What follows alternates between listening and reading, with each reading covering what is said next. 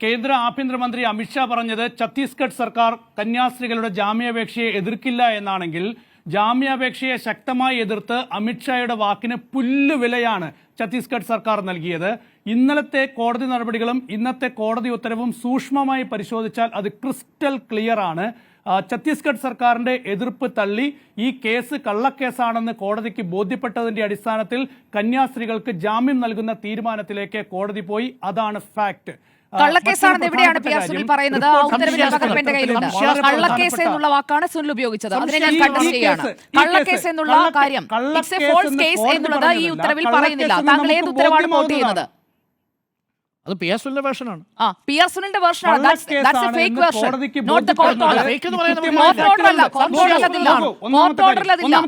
Court order ഇല്ലാത്ത കാര്യമാണ് കള്ളക്കേസ് എന്ന് പറയുന്നത്. ഞാൻ വിശദീകരിക്കാം. ഉത്തരവിലുള്ളത് പറയണം, ഇല്ലാത്തത് കൂട്ടിച്ചേർക്കരുത്. ഈ കേസ് ഒരു